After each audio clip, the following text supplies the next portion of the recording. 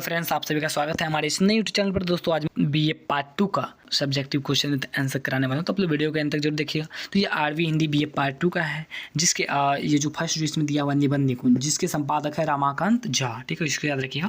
निबंध निकुंज के संपादक कौन है? रामाकांत झा। ठीक है, इसको याद रखिएगा। फिर नेक्स्ट में हम आगे पढ़ेंगे मोक्षदाताराम, यानी जो मोक्षदाताराम जो इसमें एक प्रकार की निबंध है, कहानी है, उस सब के बारे में इसमें बताया। शीर्षक निबंध है, क्या है? मोक्षदाताराम एक प्रकार का निबंध है जिसमें महात्मा गांधी उसके लेखक हैं। उन्होंने उसमें बताया है कि मोक्षदाताराम के लेखक कौन है? महात्मा गांधी। मोक्षदाताराम शीर्षक निबंध में महात्मा गांधी ने मुख्य रूप से यह संदेश दिया है कि वे जिस राम का गुणगान करते हैं वे वाल्मीकि या तुलसीदास या कालिदास या भवभूति अथवा गीतादास के राम नहीं है, अपितु उनके राम निर्गुण है, निराकार हैं, जो जगत के स्वामी और संसार का उद्धार करने वाले हैं। जो राम गांधी जी के आराध्य अथवा उपास्य है वे कोई अवतारी पुरुष नहीं बल्कि अजन्मा, अगोचर और अविकारी है। गांधी जी ने स्पष्ट किया है कि उनके राम दशरथ पुत्र या सीता पुत्र नहीं है बल्कि उनकी कल्पना के राम है, जो सृष्टि के रचयिता और स्वामी और त्राता है। यानी कहने को देखिए, यहाँ जो गांधी जी ने राम के बारे में बताया है वो राम भगवान के बारे में नहीं बताया। उन्होंने बताया है कि जो हमारे समाज में जितने लोग रखते हैं उन लोगों के अंदर में क्या वो राम जैसा गुण है। प्रत्येक व्यक्ति में वो राम खोजना चाहते हैं कि कौन से व्यक्ति में राम मिल जाए। तब हम नेक्स्ट में आगे की ओर पढ़ेंगे। तो पहले हम महात्मा गांधी जी के बारे में पहले व्यक्तित्व परिचय जान लेंगे। ठीक है, तो सबसे पहले यहाँ पे जानते हैं जो मोक्षदाताराम के लेखक कौन थे?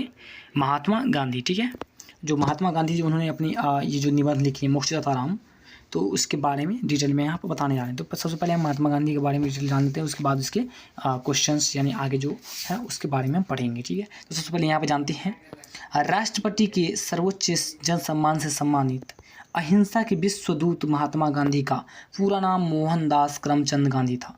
उनका जन्म राजकोट गुजरात के पोरबंदर में 2 अक्टूबर 1869 ईस्वी को हुआ, तो आपको मालूम होगा। ठीक है, उनके माता जी का नाम पुतलीबाई था और उनके पिताजी का नाम मोहनदास था। ठीक है, याद रखिएगा। और अपने महान कर्तव्यों के कारण वे महात्मा गांधी कहलाए। ठीक है, वो अपने महान कर्तव्य के कारण वे महात्मा गांधी कहलाए। ठीक है, वकालत की उपाधि लेकर 1891 ईस्वी में ब्रिटेन से भारत आए। ठीक है, पराधीन देश की दुर्दशा ने उन्हें आत्मदर्शन के लिए प्रेरित किया और उनका हृदय आत्मोन्नयन के संकल्प से लबाब भर गया। ठीक है, जीवन में सत्य के प्रयोग the story of experiments with truth उनकी अद्भुत आत्मकथा है। उन्होंने हिंदी को राष्ट्रभाषा और संपूर्ण देश की एकमात्र संपर्क भाषा के रूप में स्वीकार किया है। यानी उन्होंने हिंदी को राष्ट्रभाषा और संपूर्ण देश की एकमात्र संपर्क भाषा के रूप में हिंदी को स्वीकार किया है। ठीक है, फिर आगे इसके बारे में डिटेल में पढ़ेंगे। यहाँ संकलित निबंध मोक्षदाताराम में महात्मा गांधी के आध्यात्मिक चिंतन का एक प्रबल पक्ष प्रस्तुत है। इस निबंध में गांधी जी ने यह भी बताया कि हर साधक का अपना अपना राम होता है। महत्व इस बात का है कि कौन अपने राम से कितना तल्लीन हो जाता है और कौन उससे तल्लीन हो पाता है, और इसकी व्यक्तित्व तल्लीनता ही उनके व्यक्तित्व मोक्ष का कारण हुई। इस अर्थ में अवतार संबंधित कथाओं पर ही आश्रित होना आवश्यक नहीं। यानी देखिए, इसमें मोक्षदाताराम में जो महात्मा गांधी द्वारा बताया गया है कि देखिए राम वो भगवान के बारे में पूरे डिटेल में नहीं बता रहे हैं। ये बता रहे हैं कि जो हमारे समाज में जितने भी लोग रह रहे हैं उसके अंदर कौन से यानी किस प्रकार के गुण हैं, यानी उसी गुण को ये राम समझकर ही इसको बता रहे हैं कि हम प्रत्येक व्यक्ति में यह देखना चाहते हैं कि उनके अंदर किस प्रकार का राम है। तो वो इसने बताया कि हर साधक का अपना अपना राम होता है। वो अपने तौर तरीके से अपने जीवन यापन करते हैं, उसके अपने रहन सहन, अपने बोली विचार हैं। ठीक है, उसी प्रकार से इन्होंने महात्मा गांधी ने अपने इस जो मोक्षदाताराम है उसमें इसी प्रकार की व्याख्यान अपने निबंध के अंतर्गत की है। ठीक है, तो उसको आप डिटेल में यहाँ पर पढ़ लीजिएगा। तो हम इसका प्रोवाइड कर देंगे आपको डिटेल में PDF को अपने टेलीग्राम ग्रुप पर, तो आप लोग वहाँ से जाइएगा, जुड़िएगा। लिंक मैं प्रोवाइड कर दूँगा, डिस्क्रिप्शन में मिल जाएगा आपको। तो वहाँ जाइएगा, वहाँ से आपको पूरा डिटेल में आपको पूरा इसका क्वेश्चन विथ आंसर मिल जाएगा। तो आप लोग वहाँ से देखिए। नेक्स्ट में हम आगे बढ़ते हैं। स्वरूप देखिए। ठीक है, स्वरूप देखिए जिसके लेखक कौन है? विनोबा भावे। इसको आप पहचानते होंगे। ठीक है, विनोबा भावे जो, इसके बारे में पहले डिटेल में जान लेते हैं। उसका क्या नाम था, क्या कब जन्म हुआ, ये सभी के बारे में। ठीक है, तो यहाँ पर आगे बढ़ते हैं। यहाँ पर देखिए सर्वोदय जैसे मौलिक चिंतन और भूदान यज्ञ जैसे मौलिक कार्यक्रम के लिए जन जन में समादृत आधुनिक युग के संत शिरोमणि विनोबा भावे का जन्म महाराष्ट्र में कुलाबा जिले जो है उनके गगोदा ग्राम में 11 सितंबर 1895 ईस्वी में हुआ। महात्मा गांधी के दिए सत्याग्रह के आदेशों के जीवन में अंतःकरण में उतारने के संकल्प के साथ उन्होंने अन्वेषण में ही अपने संपूर्ण समय को सार्थक किया। इसके साथ प्रारंभ से ही आध्यात्मिक और भारतीय संस्कृति के मौलिक तत्वों और तथ्यों की खोज में इन्होंने अपना अन्वेषण मूलक जीवन बिताया। यानी जो विनोबा भावे थे, उन्होंने महात्मा गांधी से प्रेरित होकर प्रारंभ से ही वे आध्यात्मिक क्षेत्र में बढ़ चुके थे और भारतीय संस्कृति को बरकरार रखने के लिए वो अन्य तथ्यों की खोज में अपना जो जीवन है उसमें बिता दिया। ठीक है। मराठी बहुभाषाविद विनोबा ने बड़े सहज रूप से हिंदी भाषा को राष्ट्रभाषा के रूप में स्वीकारा ही नहीं, अपने मूल्य चिंतन को हिंदी के माध्यम में ही व्यक्त किया।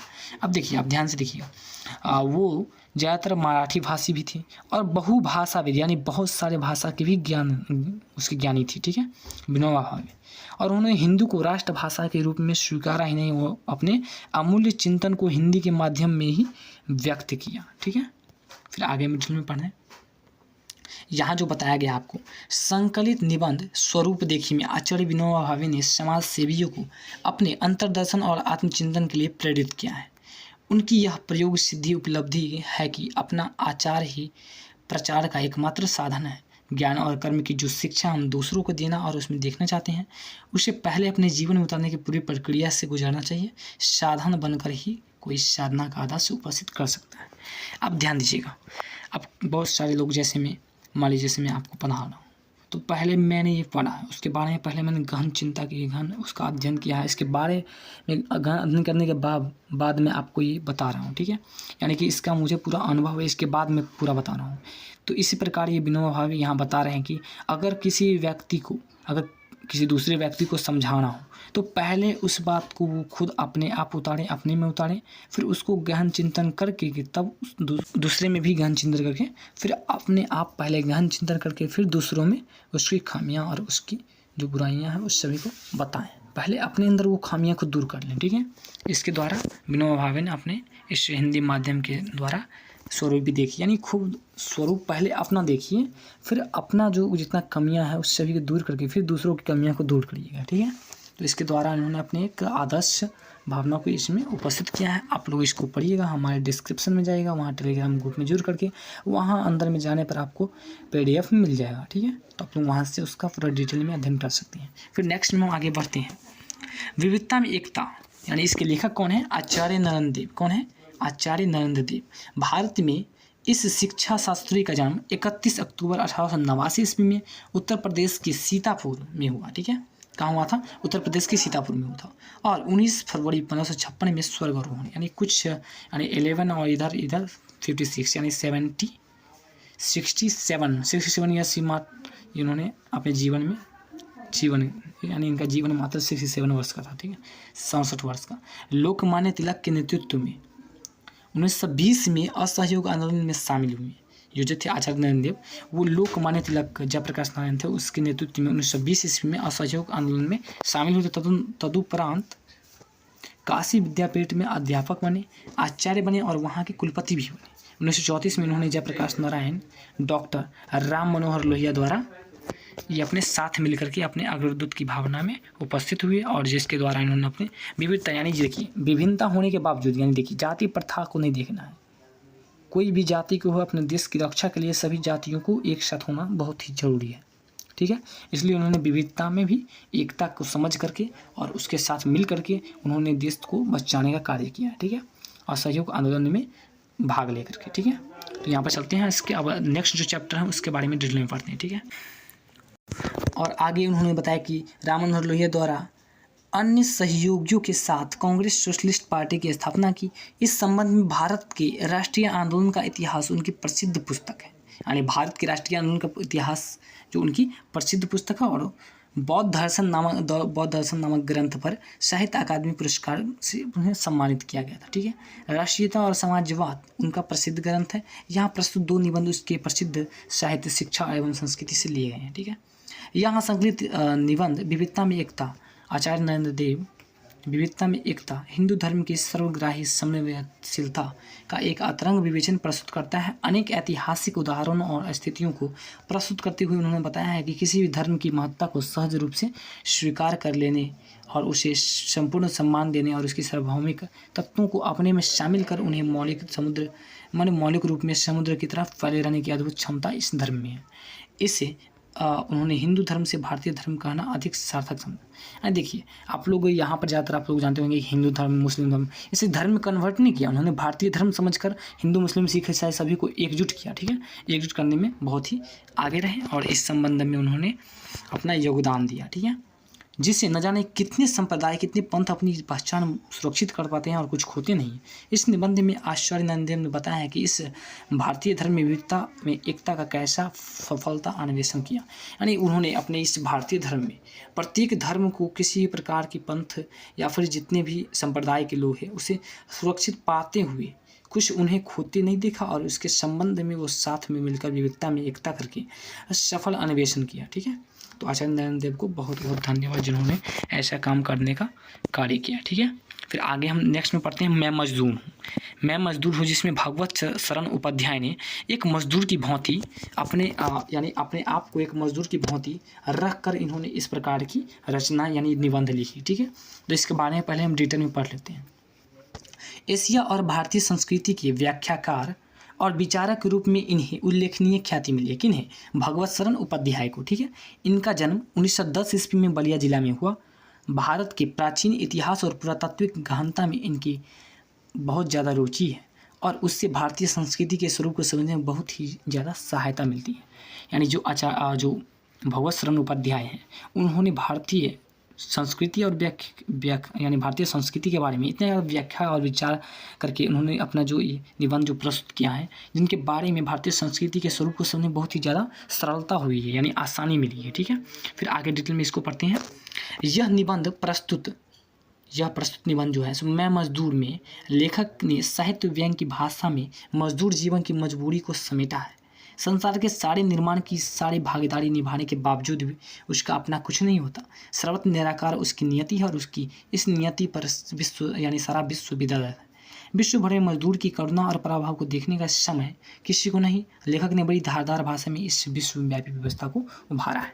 तो यहाँ पर लेखक ने कुछ इस प्रकार से यहाँ पर दृष्टि में बताया है कि अपनी दृष्टि के हिसाब से कि मजदूर जो होते हैं वो देखिए कितना भी बहुत ज़्यादा कठिन परिश्रम करने के बावजूद भी वो एक झुग्गी झोपड़ी के हिसाब से रहते हैं और वो अपना जीवन यापन इतना कठिन करने के बावजूद भी इतनी गरीबी में बिताते हैं कि जितने जो बाहर के लोग हैं वो सभी इन्हें विश्व यानी कहने का मतलब पूरा विश्व में इसका बेदर्द है, यानी कहने का इसको हम बयान नहीं कर सकते हैं। जिन्होंने मजदूरी की होगी उन्हें ये महसूस हुआ है, बट वो भी बयान नहीं कर पाता है। ठीक है, कि उन्होंने कितनी मजदूरी की है, इसको प्रत्येक लोग समझ नहीं पाते हैं। लेकिन इसके जो चैप्टर के लेखक जो भगवत शरण उपाध्याय हैं उन्होंने अपने हिसाब से अपने जो अंदर उन्होंने मजदूर की एक भावना को रख करके उन्होंने किसी इस प्रकार का निबंध लिखा है जिसको पढ़ने के बाद आपके भी आँख से आंसू छलक आएंगे। ठीक है, तो इसको आप अवश्य पढ़िएगा। तो यहाँ पर इन्होंने विश्व भर के मजदूर की करुणा और प्रभाव को देखते हुए इन्होंने ये निबंध लिखा है। ठीक है, मैं मजदूर हूँ। इसमें बहुत ही ज़्यादा गहनता रूप से इसको वर्णन किया गया है, तो आप लोग ज़रूर इसको पढ़िएगा, आपके एग्जाम में ज़्यादातर आने के चांसेस रहते हैं। ठीक है, फिर नेक्स्ट में जो क्वेश्चन है अगले जो चैप्टर हैं वो महाकवि बाणभट्ट की सृष्टि और दृष्टि, यानी जिसको जो लेखक है डॉक्टर वासुदेव शरण अग्रवाल है। ठीक है, फिर इसके बारे में डिटेल में यहाँ पे जानते हैं वासुदेव शरण अग्रवाल के बारे में। ठीक है, तो भारतीय संस्कृति और भारतीय साहित्य और संस्कृति के क्षेत्र में गंभीर अध्येता के रूप में इनका नाम देश के अग्रणी विद्वानों में है। यानी जो ये जो है वासुदेव शरण अग्रवाल, इनका जो है से भारतीय इतिहास और संस्कृति में यानी साहित्य और संस्कृति में गंभीर अध्येता के रूप में इसका नाम देश के अग्रणी विद्वानों में है। इनका जन्म 1904 ईस्वी में हुआ और सन 1229 ईस्वी में लखनऊ विश्वविद्यालय से एमए पास करने के बाद 1940 ईस्वी में मथुरा के पुरातत्व संग्रहालय के अध्यक्ष पद को उन्होंने सुभूषित किया। तदुपरांत 1946 से 51 तक उन्होंने भारतीय पुरातत्व विभाग के अध्यक्ष का काम बड़ी प्रतिष्ठा और सफलता के साथ किया। यहाँ प्रस्तुत निबंध भागवत महाकवि बाण की सृष्टि और दृष्टि का अद्वितीय सृजन शक्ति का विवेचन प्रस्तुत करता है। संस्कृत साहित्य में वे एक युग प्रवर्तक ही नहीं, एक असमानांतर गद्यकार भी हो गए हैं, जिनके गद्य कृति में एक संपूर्ण महाकाव्य की संपूर्ण विशेषता परत दर परत सिमटी हुई है। डॉक्टर अग्रवाल ने उनके संबंध में इसी संबंध में लिखा है कि 7वीं सदी की भारतीय संस्कृति का रूप चित्रण करने के लिए बाणभट्ट किसी विशिष्ट कला संग्रह से उस संग्रहाध्यक्ष की भांति है जो प्रत्येक कलात्मक वस्तु का पूरा ब्यौरा कर पाते हैं। तो इसके बारे में इन्होंने जो कि महाकवि यहाँ पर बताया कि वासुदेव शरण अग्रवाल डॉक्टर यानी महाकवि बाणभट्ट जो थे उनकी जो लिखी गई है सृष्टि और दृष्टि उसके उन्होंने उसी में से कुछ डिटेल में अपने जो कुछ शब्द एकत्र किए हैं और उन्हें आपने प्रस्तुत इस ग्रंथ में उन्होंने अपने बयां किए हैं। तो आप लोग इसे भी ज़रूर पढ़िएगा। फिर नेक्स्ट में यहाँ पर व्यक्तित्व परिचय, ये तो मैंने पहले ही पढ़ा चुका हूँ। तो आप लोग देखिए इसी प्रकार के सेम क्वेश्चंस आपके एग्जाम में पूछते रहते हैं, तो आप लोग इसको डिटेल में पढ़ करके और इसको याद रखिएगा, ठीक है। तो इसका जो पूरा लिंक मैंने पहले बता चुका हूँ कि इसका लिंक जो है सो हमारे डिस्क्रिप्शन में जाइएगा, वहाँ पर आपको टेलीग्राम का लिंक मिलेगा जिसमें आपको प्रत्येक क्वेश्चंस का PDF प्रोवाइड हो जाएगा, ठीक है। तो आप लोग वहाँ से जाकर के जुड़िए और वहाँ से आप देखिए। तो मिलते हैं नए वीडियो में नेक्स्ट जो टॉपिक है उसके साथ। अगर आपको सजेस्ट करना हो तो हमें सजेस्ट कर सकते हैं कि किस प्रकार का टॉपिक लेकर के आएँ, तो हम उस पर भी वीडियो बना सकते हैं, ठीक है। तो मिलते हैं नए वीडियो में नए टॉपिक के साथ। तब तक के लिए धन्यवाद। जय हिंद, जय भारत।